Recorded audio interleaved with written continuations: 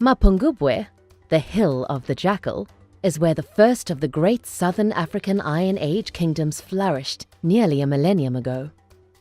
Although this remarkable site was only occupied for a few hundred years, it represents huge changes in social, economic, organizational, and cultural behaviors in the region.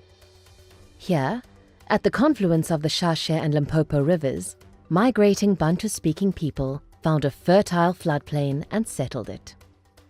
First, from about 900 BE, they were concentrated in this valley known as Schroeder, where the thriving Gizo agricultural and trade economy was established. The settlement of about 500 people was arranged around the cattle kraal, or enclosure, called the Central Cattle Pattern, with cattle representing the wealth and currency of the society. Soon, however, the economy changed, and other forms of value began to be traded. Artifacts like glass beads and porcelain tell us that the people of Schroeder traded for Indian, Egyptian, and Chinese goods, likely via Arab traders on the eastern coastline. Schroeder has yielded the biggest collection of glass beads in southern Africa, more than all other Iron Age sites put together.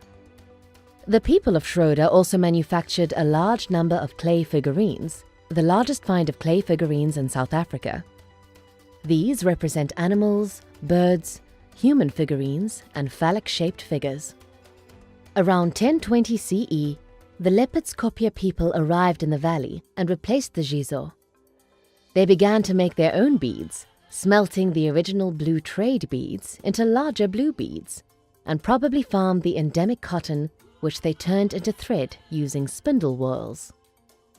Farming, trade, and other influences led to a reorganization of social order, and by the time the place known as Mapangubwe was settled, late in the 11th century CE, there is clear evidence of a class hierarchy. The first clues that this imposing hill and the plain below were the site of a wealthy and influential kingdom were uncovered in the 1930s, when archaeologists started finding extraordinary objects and grave sites atop the massive hill. The most famous of these is the gold rhino. This, along with other very valuable ceremonial objects, tell us that the leader buried on the hill was highly revered.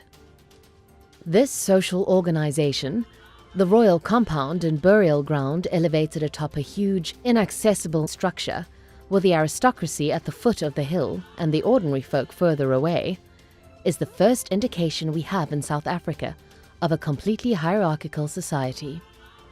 At its zenith, Mapangubwe probably had a population of around 9,000.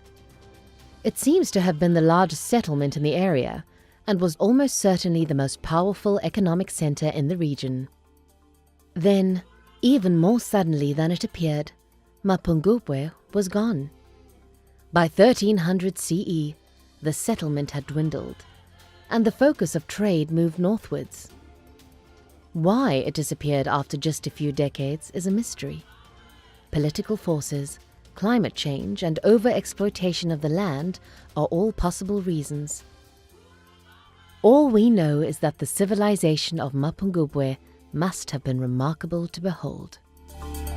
Imagine a city built entirely of stone, with walls reaching up to 11 meters high. A city so grand it held as many as 18,000 inhabitants at its peak. This was the reality for the medieval city of Great Zimbabwe, a tantalizing mystery in the heart of southern Africa. The story of Great Zimbabwe begins in the late Iron Age, around the 11th century. Ancestors of the Shona people, members of the Gokomere culture, began construction on a city that would serve as the capital of a great kingdom.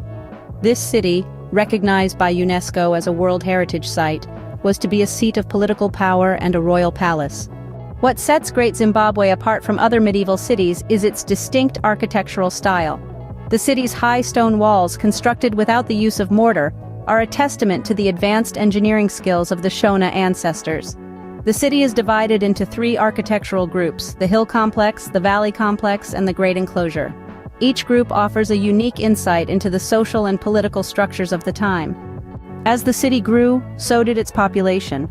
Traditional estimates suggest that Great Zimbabwe was home to as many as 18,000 people at its height. However, more recent surveys propose a population closer to 10,000. The city flourished from the 12th to the 15th century, during which time it became a hub of trade. Artifacts recovered from the site, including pottery, iron gongs, ivory, and gold beads, hint at a thriving trade network. Perhaps the most significant of these artifacts are the 8 Zimbabwe birds, exquisite sculptures carved from soapstone. Yet, like all great civilizations, the Kingdom of Zimbabwe eventually met its downfall. The city was abandoned in the 15th century, falling into ruin and lost to time. It wasn't until the late 19th century that Europeans confirmed visits to the site. The legacy of Great Zimbabwe was further complicated by the white government of Rhodesia, who pressured archaeologists to deny the city's construction by black Africans. Nevertheless, the truth prevailed. Great Zimbabwe has since been acknowledged as a national monument by the Zimbabwean government, with the name Zimbabwe itself derived from the Shona term for houses. In summary, Great Zimbabwe is an archaeological marvel, a testament to the architectural prowess of the Shona ancestors. From its establishment in the 11th century to its abandonment in the 15th century, the city served as a political powerhouse, a hub of trade, and a symbol of cultural identity. It stands today as a reminder of a grand civilization that once was, and the enduring legacy it left behind. So when you find yourself pondering the mysteries of history, remember Great Zimbabwe. Remember the city of stone, the city that once was home to thousands, the city that stands as a monument to a forgotten kingdom. And as you marvel at the wonders of the past, don't forget to reflect on the lessons they can teach us about our present and future. Remember to hit that subscribe button and the notification bell to keep up with our journey through history. And if you enjoyed this journey to Great Zimbabwe, don't forget to hit the like button. Until next time, keep exploring.